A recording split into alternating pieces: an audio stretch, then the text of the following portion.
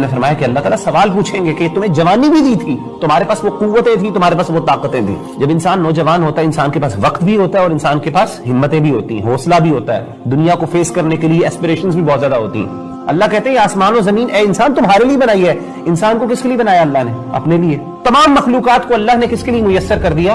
انسانوں کے لیے۔ لیکن انسان کا پرپس کیا کہ اپنے اللہ کو راضی کرنا تم نے۔ وما خلقت الجن والانس الا ليعبدون، اور میں نے جنوں اور انسانوں کو اسی لیے پیدا کیا ہے کہ وہ میری عبادت کریں۔